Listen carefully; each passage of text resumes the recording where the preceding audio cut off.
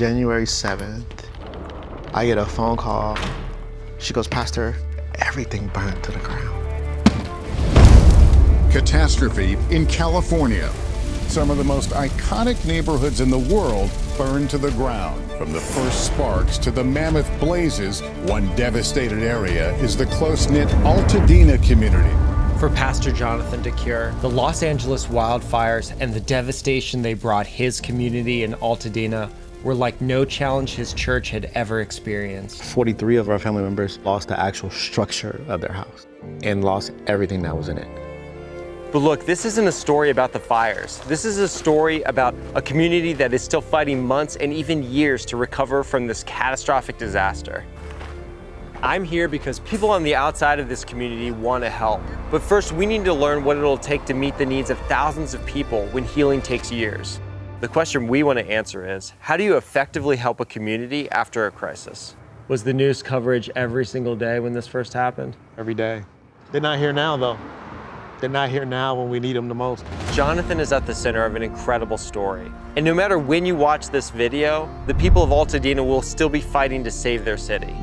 But as you'll see, Jonathan and his church are test driving a solution through the platform CarePortal that might be the future of how communities rebuild after a disaster. This is an approach that can work anywhere. And stick around because, as you'll learn, there's a way that we can all lend a hand. I mean, is it possible to rebuild Altadena the way that it was before? I have to believe that it's possible to rebuild in Altadena. I have to believe it.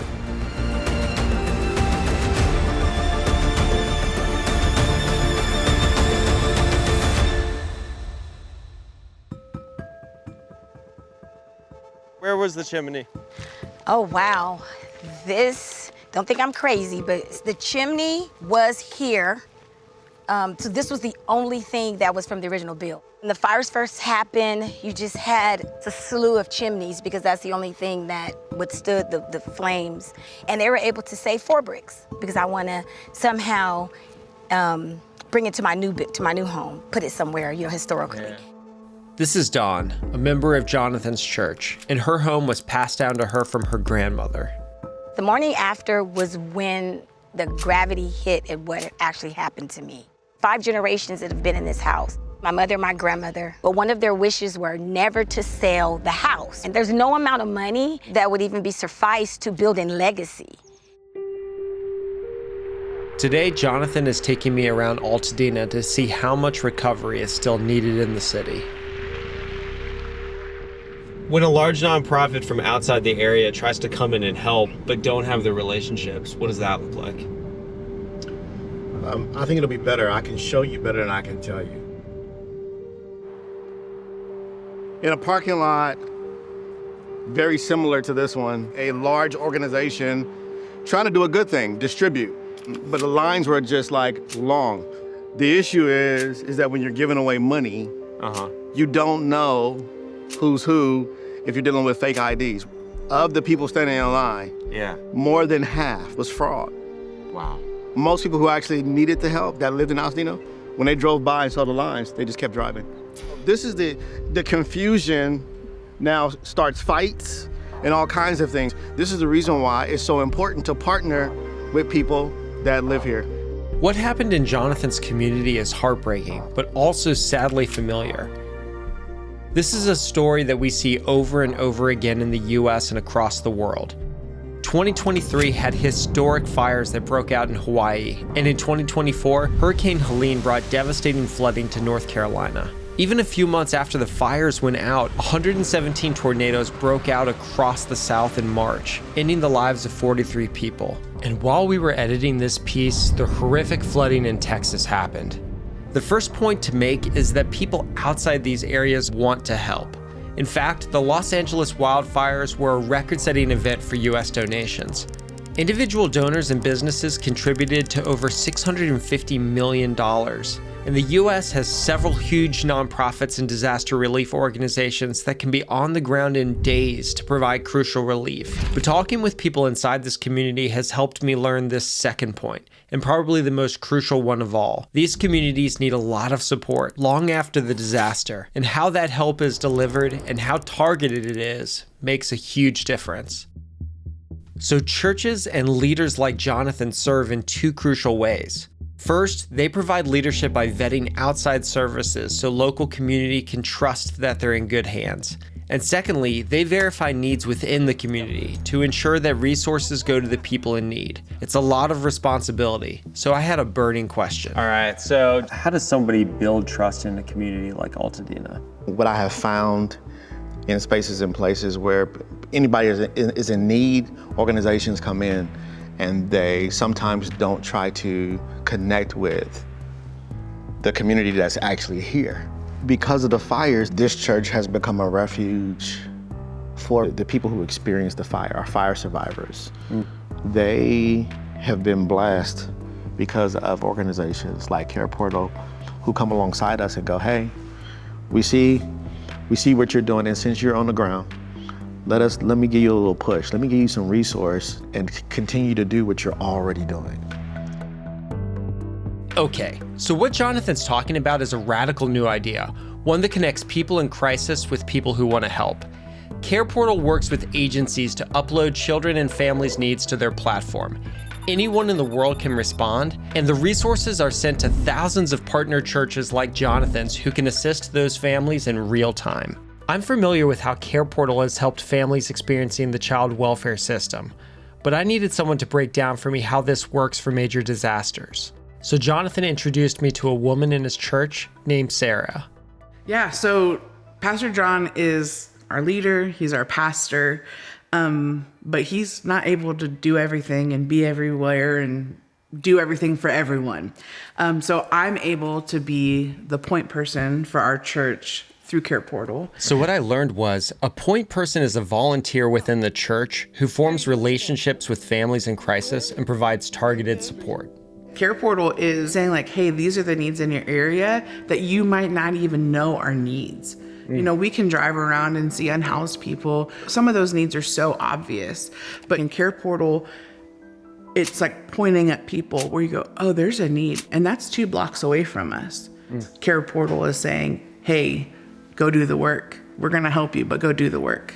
When you grew up here, because I've heard other people say this, the fires never came down like that, right? Santa Ana winds is notorious for, causing allergies and burning out our power, right? Right. Never in a million years would we thought that this would have happened. There's been so many people kind of in and out of Victory, of getting help. But as a member, what has Victory been able to do to help you or support you besides just prayer? We've never had an entire town burn down. I've never had to build a house from the ground up. The church was holding my hand through this. So to have an organization think for us on what we need and then providing it, that's been a safe haven for me personally.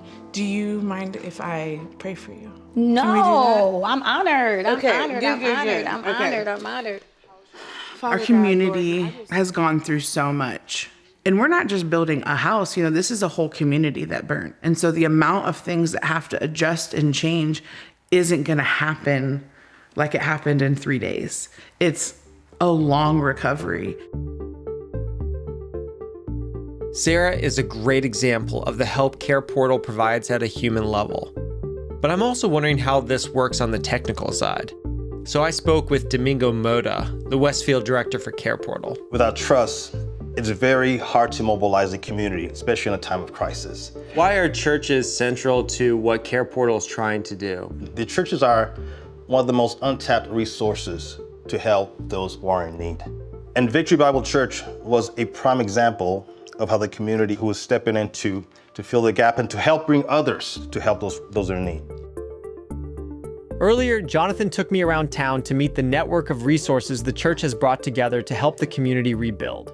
And since there's not a one-size-fits-all for recovery, CarePortal creates a space to help fill in the gaps. The top is disaster relief requests. That is a special function we have, the platform that allows for such requests to be entered. And it allows people, responders, to interact. But this is part of the fire. It's been 6 months since this. Do people on the outside know that requests like this are still coming in, that there are needs like this that still need to be met? This is something that we prepared for. And the way the requests like these help is by stabilizing the home. So today I went with Jonathan and Sarah as they fulfill the community's CarePortal requests. Unity is the secret weapon, and so Victory can't do this on our own. We are one church out of many in Pasadena. We don't have these endless amounts of resources to help people. CarePortal has been such a tool for us to connect to people who do have resources. Thank you so much. I want you to go grocery shopping. Man. Your great granddaughter, she gets to fix it. I think the last 6 or 7 months have been I just like a rolling reel of miracles. So I believe from when they sent them to me that these are images from that first Sunday, but was there a message that Sunday? I believe the message was Nehemiah that Sunday. When the king asked him, why is your countenance so sad? And he says, because the walls in my city, basically, paraphrase, has been burned down. And then he goes, I want to go and rebuild. And I think that was the highlight of that Sunday is God would let us rebuild and he would give us the resources to do so. To date, churches like Jonathan's have fulfilled over 680 requests through CarePortal, providing almost 1 million in immediate needs and necessities like food, clothing, and furniture. They've been able to provide transportation to 43 individuals who lost their cars. Families and individuals like Don are securing stable housing solutions, but most importantly, each individual is receiving the relationship support that they need to provide ongoing care. I mean, a brick can look like anything. Why is it important to you to have the original bricks? Keeping the brick was taking the legacy back to the foundation of when they built the house. And now I'm gonna rebuild the house, rebuild another house. So that's why it was important for me to have the brick. CarePortal is still looking out for me and looking out for this church and looking out for this community. Hope is the thing that leaders lose because something in their mind says, I'm in it by myself. But CarePortal goes, nah, you're not here by yourself. We're here too. We're gonna trade bricks, Don. Oh. Okay. For a little bit. That's gonna make me cry. Better not make me cry. It's gonna make me cry. I just wanted to add to your brick collection. You got my grandma's name and my mom's right name and wow. You're part of the legacy, Don. I tell people we've been baptized by fire. The thing about baptism is you always come back up. And the Lord has been bringing us back up. No matter when you watch this story, Jonathan's church is still actively working to rebuild Altadena. So if you were moved like I am, there are thousands of needs on careportal.org right now. Follow the link in the description below to meet a need and help vulnerable children and families today. Stand Together partners with changemakers tackling our biggest challenges. To see more stories, follow our channels. And to learn more about how you can partner with us, go to standtogether.org.